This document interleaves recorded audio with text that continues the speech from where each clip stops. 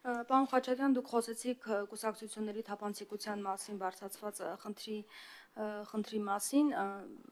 վերջին հարցու պատասխանի ժամանակ այդ հարցը բարձրացվեց եւ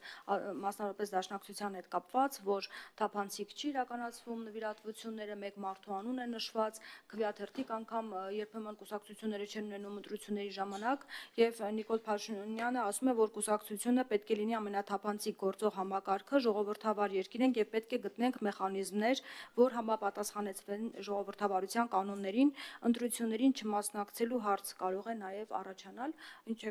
մտավախություն չունեք, որ այս հարցը կարող է դրվել եւ թույլ չտան, որ դաշնակցությունը ընտրություններին մասնակցի եւ ինչու է դաշնակցության հարցը բերվել այսպես օրակարգ եւ ամեն նիստի ժամանակ քննարկվում այս հարցը։ Լավ, գիտեք, ի տարբերություն շատ ԿՊԱ-ականների եւ նաեւ Նիկոլ Փաշինյանի, ես 34 տարուց ավել դաշնակցության կուսակցության անդամ եմ եւ չեմ կարող ասել այլ կուսակցություններում ներկուսակցական ժողովրդավարությունն ինչպես է գործում։ Հիմա ճիշտ ասած չեմ թարմացրել տվյալների բազաս ովքեր են իրենց կուսակցության փոխնախագահները, բայց մինչև այս համաժողովի փոխնախագահները կարող է վերընտրվել են, դրա համար եմ ասում, չեմ թարմացրել բազան, առաջնահերթություններից մեջ դա չի մտնում։ Մեկը նախկին ՀԿ-ական էր, մեկը նախկին ԲՀԿ-ական էր։ Իրանց կուսակցությունում կան բազմաթիվ կուսակցափոխեր, միգուցե ինքը տենց համեմատել է։ Բայց կարող եմ ասել, որ դաշնակցության ժողովները քննարկում են կուսակցության քաղաքականությունը, երկար եւ շահագրգիռ, որևէ մեկը ելույթ չի ունենում եւ ծափ չեն տալիս,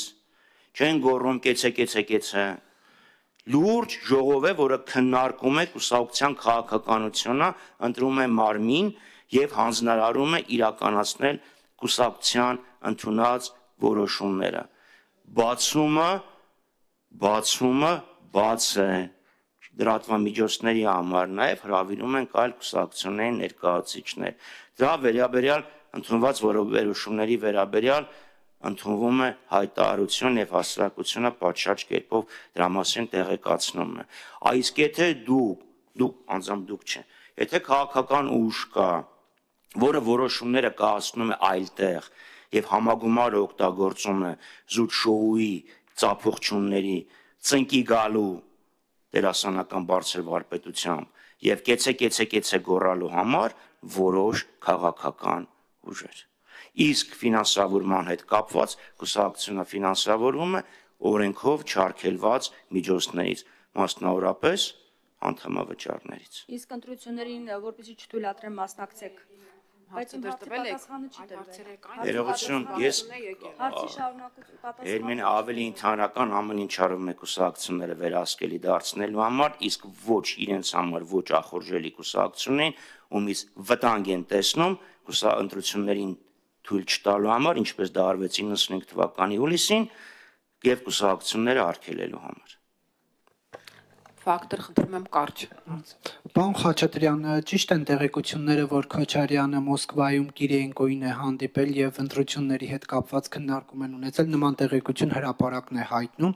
եւ ինչու գնալ Ռուսաստան եւ եթե իսկապես դա ճիշտ է եւ ռուս պաշտոնյայի հետ, այլ ոչ թե հայ ժողովրդի հետ քննարկել Հայաստանի ապագան ընտրական գործընթացները։ Հանդիպման մասին չգիտեմ, տեղակ չեմ, ինչ է քննարկվել, նույնպես տեղակ չեմ։ Հետևաբար որևէ կերպ անդրադառնալ չեմ կարող, բայց կարող եմ ասել, որ Նիկոլ Փաշինյանը, որը խոստանում էր Հայաստան ժողովրդի հետ հարցերը քննարկել, հրապարակում որոշում կայացնել, խաբեց, ստեց եւ ժողովրդի թիկունքում կնքեց բազմաթիվ կենսական փաստաթղթեր, որոնք Հայաստանի համար էական Ներեկա, պարոն Խաչատրյան, դեմքերը մի փոքր խառնում եք, ես Քոչարյանից եմ հարցնում, ոչ թե Փաշինյանի։ Հանդիպումից։ Դուք ասում եք տեղակ եք, չէ, քննարկել են, չգիտեմ։ Ժողովրդավար չի ձեր դաշինքի անդամներից մեկը, որ մի բան է անում, մյուսին չի տեղյակ։ Բայց դա մոտ ունեն պարբերական հանդիպումներ։ Շնորհակալություն։ Հետ ես վերջին հանդիպման ժամանակ Կիրիենկոյի հարց չի քննարկվել, հավանաբար ձեր ասածը եղել է ավելի ուշ, երբ տեղյակ չեմ։ Շնորհակալություն։ Սիրով։